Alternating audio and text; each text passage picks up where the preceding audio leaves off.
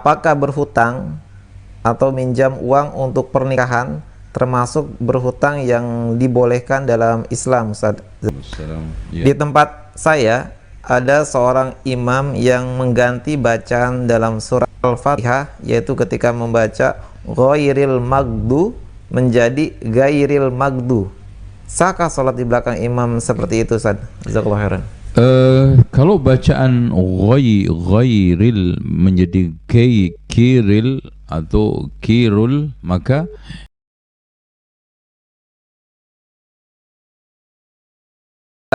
Ana mau bertanya, Ustadz, apakah berhutang atau minjam uang untuk pernikahan termasuk berhutang yang dibolehkan dalam Islam, Ustadz? Jazakallahu khairan.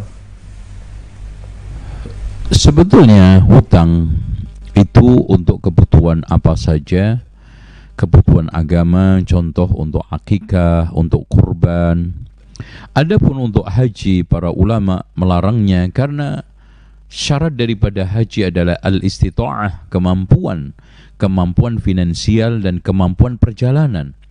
Walillahi 'alan nasi hajjul baiti man istata'a ilaihi sabila.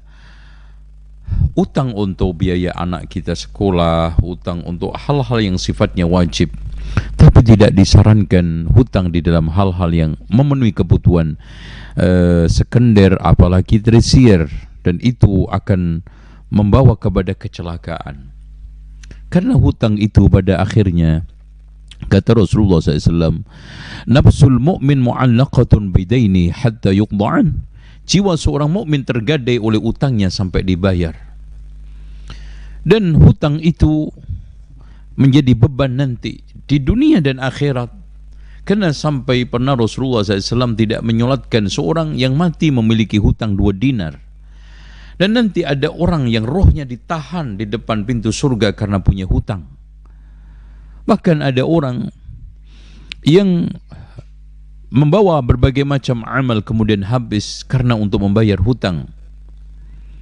Ya, makanya Rasulullah SAW menegaskan bahwa siapa yang memiliki satu kezaliman atas saudaranya, maka akan diambilkan dari kebaikannya, kalau sudah habis maka diambilkan keburukannya.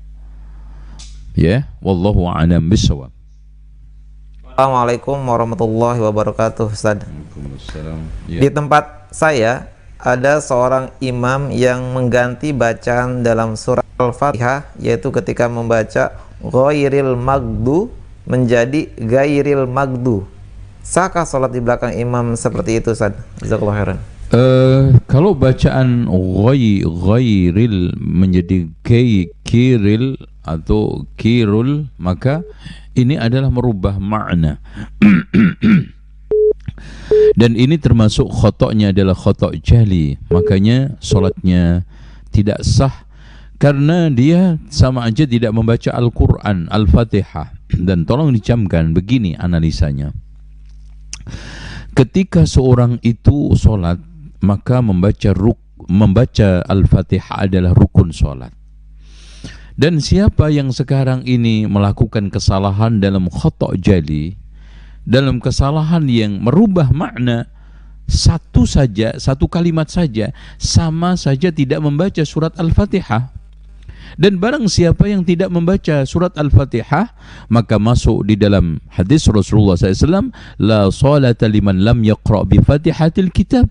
Tidak ada solat bagi orang yang tidak membaca suratul Fatihah. Wallahu a'lam bishawab. Barakallahu fikum, Ustaz, atas jawabannya. Ya, kita lanjutkan kembali melalui via telepon. Assalamualaikum. Halo, assalamualaikum. Waalaikumsalam. Dengan Umu dari mana? Dari Umu. Ya. Halo, assalamualaikum. Waalaikumsalam. Sudah masuk. Ya. Silakan Umu, sudah terdengar. Ya. Dari Umu Filza. Iya, silakan.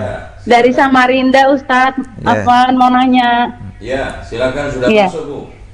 Iya, Ustadz. Anak itu Ya.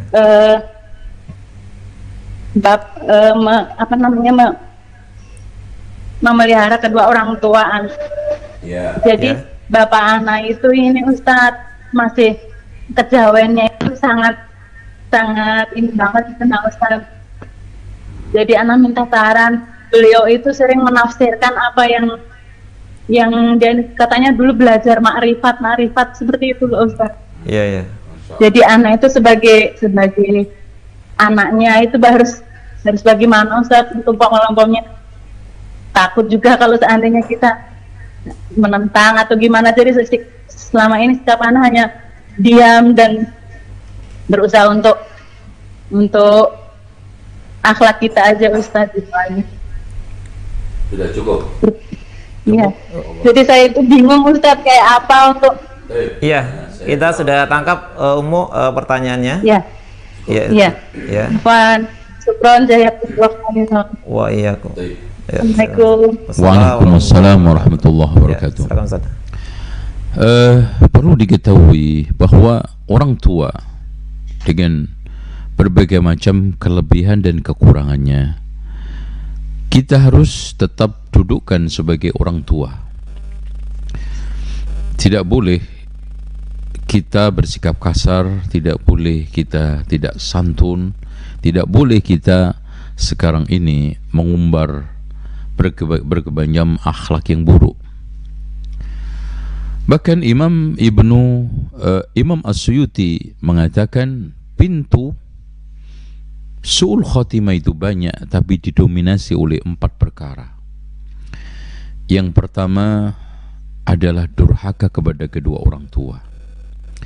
Yang kedua, kecanduan khamr, apalagi narkoba.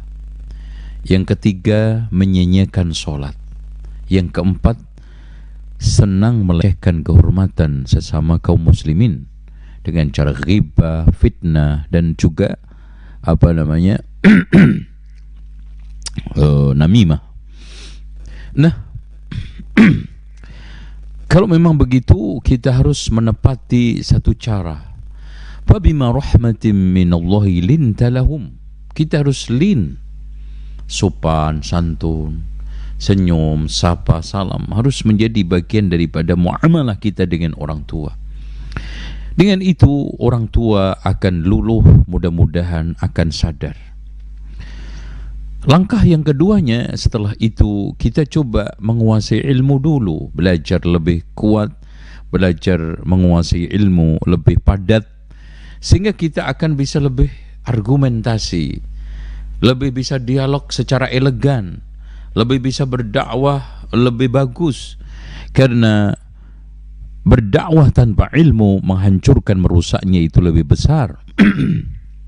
Makanya siapa saja yang berdakwah, beramal tanpa dasar ilmu akan lebih menghancurkan. Nah, setelah kita menguasai itu, langkah yang ketiganya, kita sering komunikasi, sering mendekati, ya, diskusi-diskusi ringan, ya, dengan kadar wa khatibin nas ala qadri uqulihi, ya, ajaklah orang itu bicara sesuai dengan kadar otaknya. Dari situlah kita akan pelan-pelan mencairkan, minimal kita mencoba mendapatkan alasan kenapa dia melakukan itu. Kemudian langkah yang berada pada Allah, seperti yang dilakukan oleh Abu Hurairah, yang ketika mental mendakwai ibunya, yang ketika sudah merasa patah arang di dalam mengajak ibunya masuk Islam, dia datang juga kepada Rasulullah, ya Rasulullah, doakan orang tua saya supaya masuk Islam. Dan dia juga berdoa kepada Allah. Akhirnya Allah membukakan pintu dia. Dan kalau kita bisa tambah yang terakhir, nomor 5 adalah sabar dan lapang dada terus menerus menghadapi hal ini. Karena lapang dada dan kesabaran itu kita bisa berlaku seimbang, berlaku adil, tidak emosi di dalam menghadapi perkara ini. Kalau langkah-langkah ini kita lakukan, orang tua kita belum mendapatkan hidayah, maka kita tidak berdosa karena kita sudah berusaha untuk berdakwah. Wallahu a'lam bishawab.